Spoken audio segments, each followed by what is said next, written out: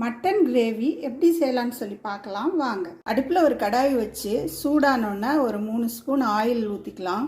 இந்த பட்டை, லவங்கம், ஏலக்காய் எல்லாம் போட்டுக்கலாம். பொரிய விடலாம். பொரிஞ்ச உடனே சின்ன வெங்காயம் வெட்டி வச்சுருக்கேன், போட்டுடலாம். இந்த அளவுக்கு வதங்கினோடனே 2 பச்சை மிளகாய், தக்காளி பழம் போட்டு நல்லா வதக்கி எடுத்துக்கலாம். தக்காளி இந்த அளவு வதங்கினோன்னே 1 ஸ்பூன் இஞ்சி பூண்டு பேஸ்ட் போட்டு இதை நல்லா வதக்கி எடுத்துக்கலாம். மட்டனை தண்ணி ஊற்றி உப்பு போட்டு மஞ்சள் தூள் போட்டு ஒரு 5 விசில் வேக வச்சு வச்சுருக்கேன். இதை நம்ம ஆட் பண்ணிடலாம். இப்போ மட்டன் வேக வச்ச தண்ணியோடு ஆட் பண்ணியிருக்கோம்.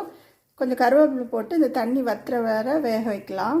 மட்டன் வேக வைக்கும்போது 1/2 ஸ்பூன் உப்பு போட்டேன், அதனால் இப்போவும் ஒரு 1/2 ஸ்பூன் உப்பு போட்டுடலாம். இதில் மிளகாத்தூள் 1 ஸ்பூன் ஆட் பண்ணிக்கலாம். தனியா பொடி ஆட் பண்ணிக்கலாம். தண்ணி நல்லா வற்றி வரட்டு கொஞ்சம் கொத்தமல்லியும் புதினாவும் ஆட் பண்ணிக்கலாம். கொஞ்சம் தண்ணி வற்ற ஆரம்பித்தோடனே ஜீரகத்தூளும் கரம் மசாலாவும் ஆட் பண்ணிடலாம். 1 ஸ்பூன் பெப்பர் பொடி ஆட் பண்ணிக்கலாம். இது கிரேவியாக வேணுன்னா இந்த டைமே ஆஃப் பண்ணிடலாம். இல்லை எனக்கு கொஞ்சம் திக்காக வேணா கொஞ்சம் வெயிட் பண்ணலாம். ஆஃப் பண்ணுற டைமு 1 ஸ்பூன் தேங்காய் எண்ணெய் ஊற்றிருக்கிறேன். கொத்தமல்லி போட்டுக்கலாம். சுட சுட மட்டன் கிரேவி ரெடி ஆயிடுச்சு. செஞ்சு பார்த்துட்டு எப்படி இருக்குன்னு சொல்லுங்கள்.